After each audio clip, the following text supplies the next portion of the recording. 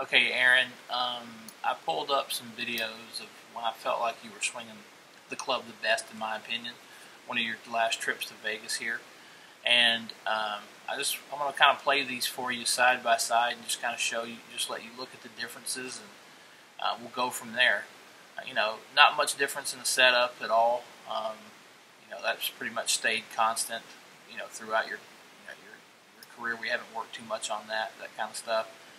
But this position at the top, I haven't seen you here in a very, very long time. It's really hard to miss if we can get the club in this particular spot. And the reason why is because the club is more on plane, and the club can just move, simply back down the plane line on the way down, which gets the club more back in front of you.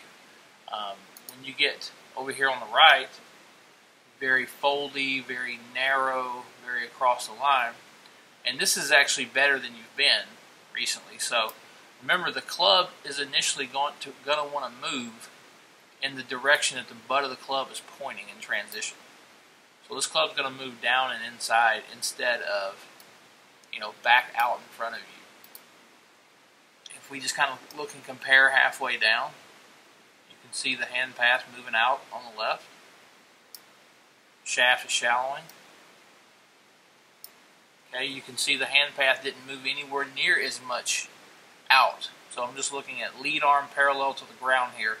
The shaft has laid down way more on the right, coming away from the inside. There's still a lot of depth to your hand path right here. And what I mean by that is I'm just referencing the relationship of this left arm relative to the stance line. Okay, so that left arm is way deep, way in on the newer swing, more recent swing, versus the left arm's probably somewhere about here on the older swing. Okay, a couple other things that kind of caught my eye was you seem to be early extending. What I mean by early extending is that in transition on the way down, the pelvis seems to be moving sort of in this direction a little bit abruptly, and what that causes is a couple of different things. Number one, the right knee starts to bend and sort of kick in toward the golf ball, and the right heel gets up off the ground very, very quickly. All right, you did it in the older swing, and you've always done it, but it's gotten progressively worse over the last year and a half. And I'll show you, I'll show you video from the time I came to your house and worked with you. But again, lead arm parallel to the ground. You got way more depth, way more inward hand path of that left arm right here. When we look at the last parallel, and can't really capture it on here, but you can see the club head's way inside, versus hand path keeps moving out, club keeps laying down, club's way more in line right here. The pelvis looks, about the same here in these two videos. Right knee is kicking in just a little bit, probably more on the right, but the club is definitely more out in front of you.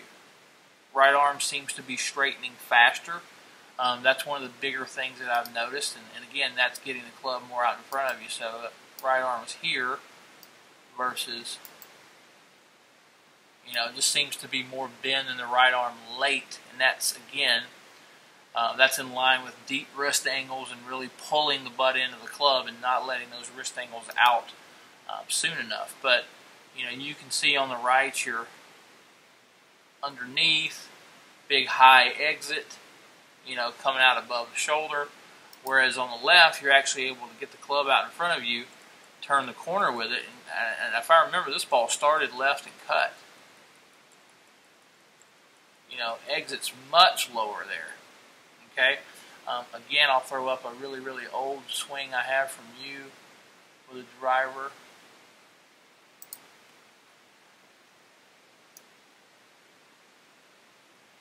Again, pretty darn good at the top.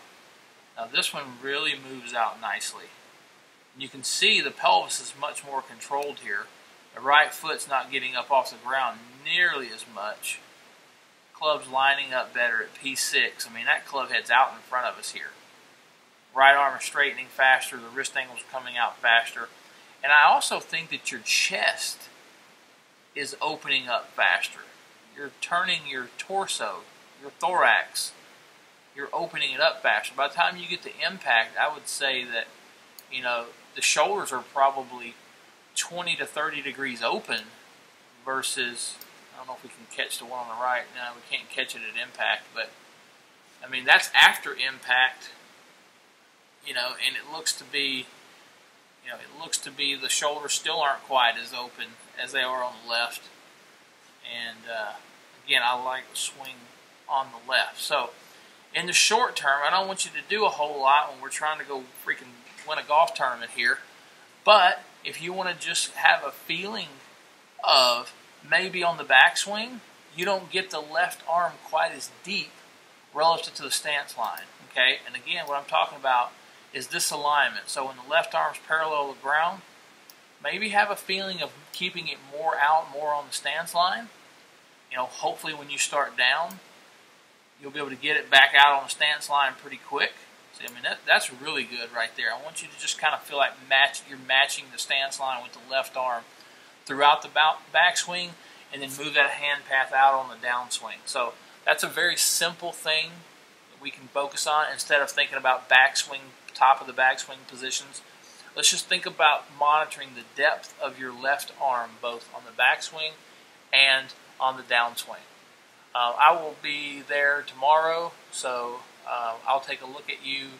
I'll probably be there tomorrow night, so I'll look at you before you go off, or I'll look at you after you played your round on Friday. So cool. Talk to you later.